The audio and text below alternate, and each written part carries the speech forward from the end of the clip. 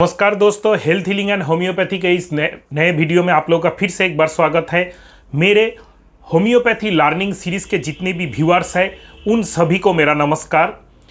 उन्हीं में से किसी एक का रिक्वेस्ट आया था कि मायाज़म के लिए आप इतना वीडियो बना रहे हैं।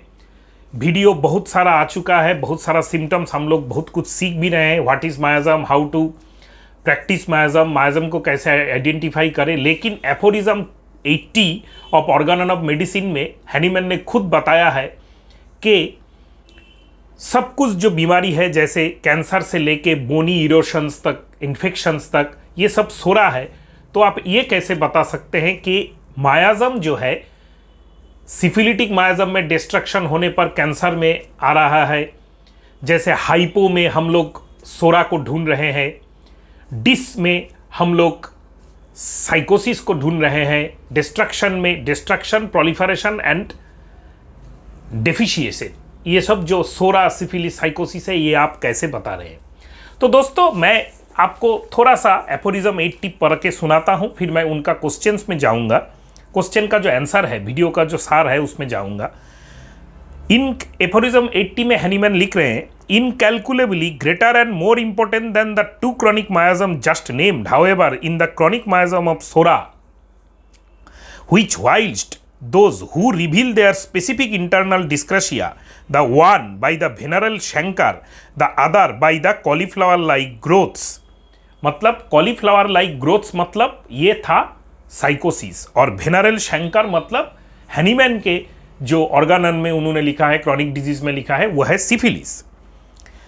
Does also after the completion of the internal infection of the whole organism announced by a peculiar cutaneous eruption, sometimes consisting only a few vesicles accompanied by intolerable voluptuous itching and a peculiar odor also, the monstrous internal chronic miasm, the SORA, the only real fundamental cause।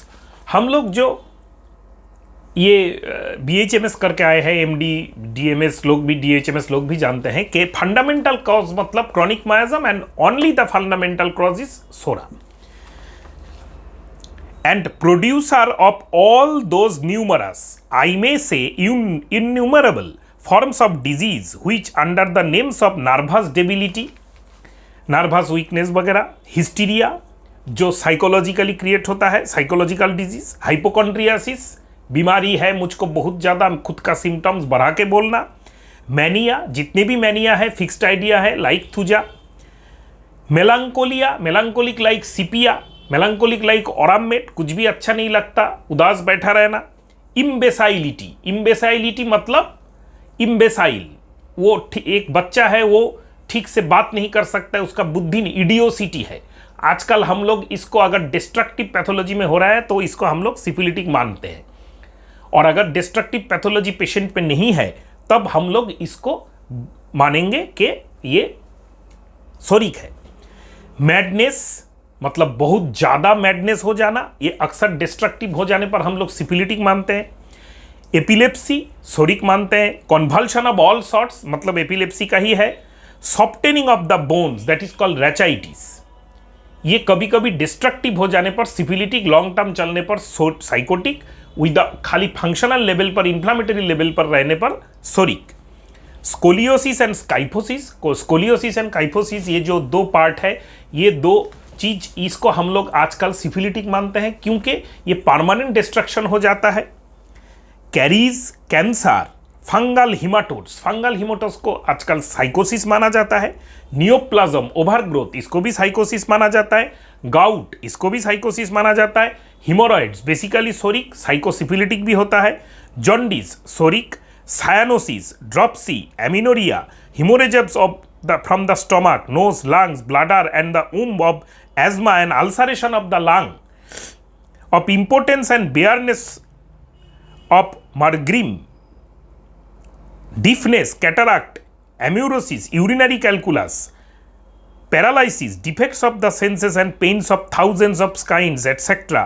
figure in systemic works on pathology as peculiar independent cases। Question यहाँ पे आ रहा है, question यहाँ पे आ रहा है कि ये सब अगर सोरिक है तो साइकोसिस, सिफिलिसिस कहाँ पे आया। देखिए, हैनीमैन के टाइम में पैथोलॉजी का जो डेवलपमेंट उतना नहीं था।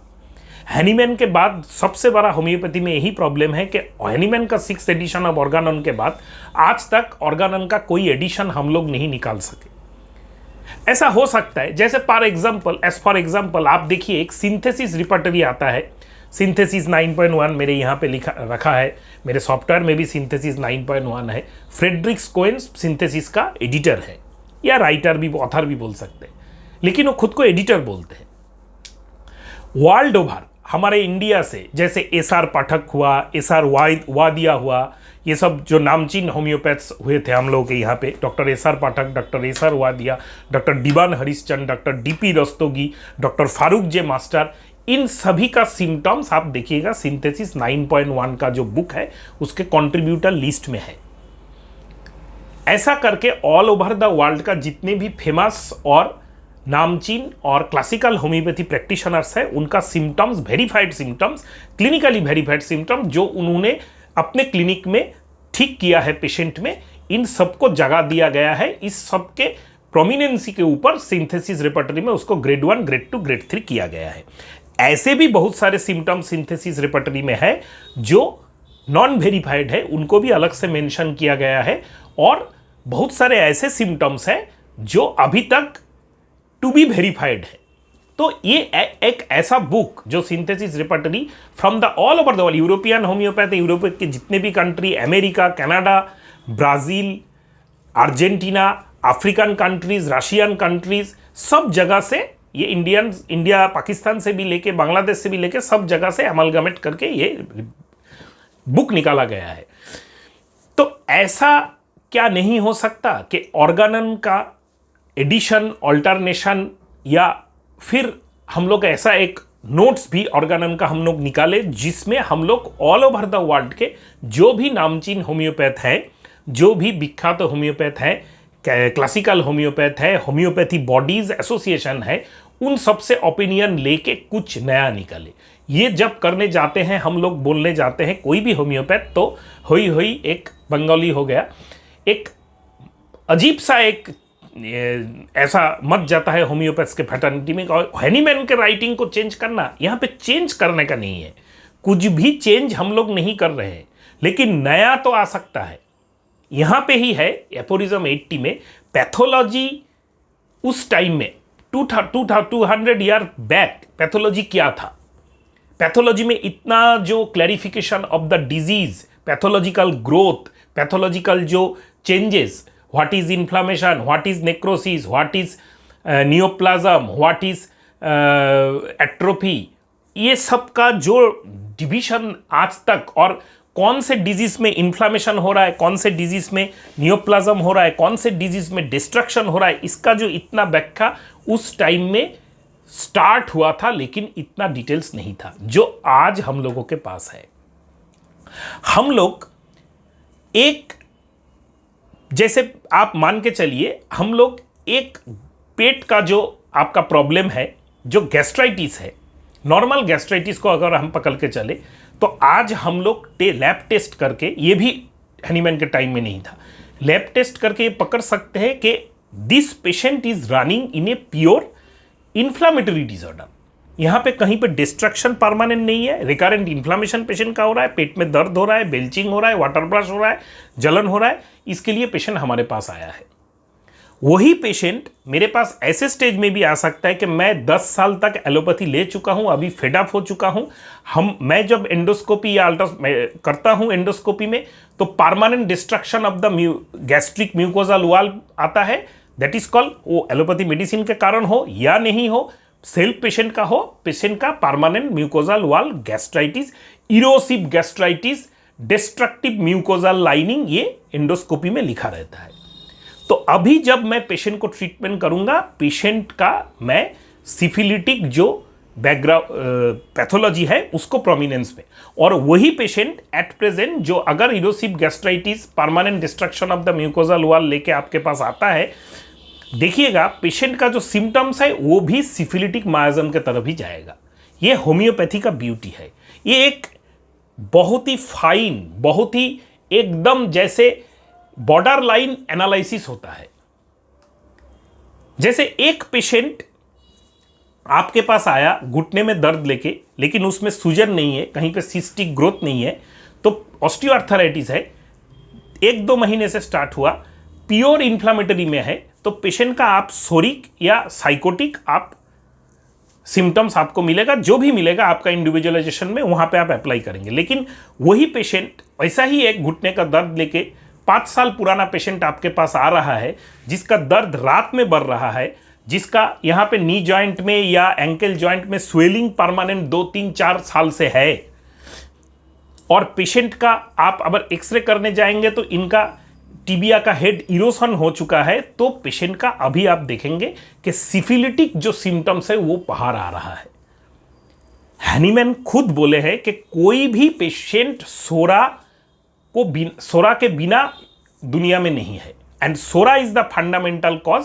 सोरा के ऊपर साइकोसिस एंड सिफिलिटिस जो मायाजम है आके अपना काम करता है। और आजकल हम लोग जो प्रैक्टिस करते हैं, इतना प्योर पेशेंट आपको गांव में कभी कभी 2-4 आपको मिल सकते हैं, कि शहरों में 100% जो पेशेंट है, चाहे वो बच्चे भी हो, आपको प्योर एक मायाजम के सिम्टम दे, ऐसा नहीं होगा। और मायाजम का सिम्टम एंड पेशेंट का पैथोलॉजी, इस दोनों को हम लोगों को कोरिलेट करना है। क्यों करना है? हम लोग पेशेंट का जो पैथोलॉजी है उसका हम लोग जांच करेंगे, क्योंकि अगर वो सिफिलिटिक पैथोलॉजी में पेशेंट का रान कर रहा है तो पेशेंट का फ्यूचर डिस्ट्रक्शन, अगर पेशेंट को कंट्रोल नहीं किया गया तो फ्यूचर में उसी एक छोटा बीमारी से बड़ा बीमारी, उससे बड़ा बीमारी, कॉम्प्लिकेशंस, डेथ तक हो सकता है। और मायाजम का सिम्टम्स, हम पेशेंट का जो सिम्टम्स है, केस टेकिंग करके पेशेंट का जो सिम्टम्स हम लोगों को मिला, उसमें प्रोमिनेंसी, अगर वो सिफिलिटिक या साइकोटिक स्टेज में है, प्रोमिनेंसी ऑफ साइकोसिफिलिटिक सिम्टम्स कितना है ये हमको जांच करना है at the time of prescription. उसके हिसाब से proper antimiasmatic medicine individualistic based on symptom similarity patient को हम लोगों को देना है। इसीलिए ये जो डिफरेंस है, ये जो नॉलेज, डेवलपमेंट ऑफ नॉलेज का जो गैप है, ऐसा मैं कभी भी नहीं कह रहा हूं कि हैनी मैम का नॉलेज के ऊपर कुछ कोई क्वेश्चन है। उनके टाइम में वो स्टॉलवर्ट थे, उनके टाइम में, हैनीमैन के टाइम में उनसे ज़्यादा विद्वान डॉक्टर शायद ही दुनिया में कोई था, और उनका जो मेडिकल साइंस में कंट्रीब्यूशन है, हम लोग आज तक उससे एनरिच हो रहे हैं। लेकिन उनका जो बात है वो गलत कभी भी नहीं है, लेकिन उसका इन्फरेंस आज के दुनिया में आपका क्या है, ये आपको क्लिनिक में प्रैक्टिस करने के टाइम आपको काम में आएगा। और last and for the most, जो मैं हर वीडियो में बोलता रहता हूं, miasm is not a theoretical thing, you have to practice it regularly. जब क्लिनिक में एक के बाद एक पेशेंट आता रहेगा, कौन से पेशेंट को तुरंत आपको एंटीसिफिलिटिक चॉइस करना है, कौन से पेशेंट को अभी एंटीसोरिक देना है, कौन से पेशेंट को ब्लॉक रिमूवल मायाजमेटिक मेडिसिन देना है, कौन से पेशेंट को कौन से स्टेज में क्या एंटी मायाजमेटिक इंडिविजुअलिस्टिक रेमेडी देना है, इसको अगर आप करना चाहते हैं तो आपको pathology, knowledge of medical pathology, knowledge of miasmatic pathology, knowledge of miasmatic symptoms, proper case taking, individualisation, ये सब चाहिए। रिपर्टराइजेशन भी अल्टीमेट इवोल्यूशन के बाद कुछ ना कुछ तो आपको करना ही होगा। और एक ऐसा प्रोसीड्योर्स है जो मैं हर वीडियो में सिखाने का कोशिश करता हूं। मेरे होम्योपैथी लर्निंग सीरीज के जितने भी वीडियोस है आप देख लीजिए। How I crack my chronic case, golden rules, chronic case taking मैं कैसे करता हूं, how I crack my acute case taking में कैसा करता हूं, उसी हिसाब से आपका ये आएगा। और ये इतना ब्यूटीफुल साइंस है कि ये 2x2 मिल जाएगा। जब भी पेशेंट आप हमारे पास आते हैं, पेशेंट का जो मायाजमेटिक बैकग्राउंड हम लोग केस टेकिंग के द्वारा जो फॉर्मेट हम लोगों का है उससे हम लोग जांच लेते हैं, उससे पैथोलॉजी कोरिलेट करते हैं। हम लोगों के पास तुरंत 15-20 मिनट में क्लियर हो जाता है इस पेशेंट को अभी एंटीसोरिक मेडिसिन ही देना है, इस पेशेंट को एंटीसाइकोटिक मेडिसिन देना है, इस पेशेंट को एंटी ट्यूबरकुलर देना है, इस पेशेंट को एंटीसिफिलिटिक देना है, या मायाजमेटिक ब्लॉक रिमूवल मेडिसिन देना है when oil symptomatic remedies fail, जो मेरे नोसोट सार्कोट सीरीज में मैं बार बार बोल रहा हूँ। ये एक कोशिश करने का चीज़ है, ये एक समझने का चीज़ है। हैनीमैन राइट थे उसके टाइम में, अभी भी वो जो राइटिंग मैं आपके सामने पढ़ा हूँ ये भी राइट है। मैंने अपने वीडियोस में कहीं पे नहीं बोला है कि एक पेशेंट में खाली एक ही सिम्टम्स एक डिजीज में होगा। जो भी आज आपके पास साइकोसिस या सिफिलिस या ट्यूबरकुलर पैथोलॉजी लेके आ रहा है, सिम्टम्स लेके आ रहा है, आज से कुछ दिन पहले, कुछ महीनों, कुछ साल पहले वो सोरिक था। Basis of the soil is psora, उसके ऊपर ये जो मायाज्मेटिक, जैसे ट्यूबरकुलर मायाजम एलन का कंट्रीब्यूशन है, कैंसरस मायाजम इंडियन होम्योपैथ के कंट्रीब्यूशन है। तो ये आपको समझना है। अभी एड्स मायाजम भी आ रहा है, अभी कोविड मायाजम भी आ रहा है, तो मायाजम बहुत सारा आता रहेगा, उनका एक अलग सिम्टम सिमिलरिटी होगा, उसको आपको पैथोलॉजी से कोरिलेट करना होगा। और कुछ जानना चाहते हैं तो जरूर कमेंट बॉक्स में कमेंट कीजिए। नमस्कार दोस्तों।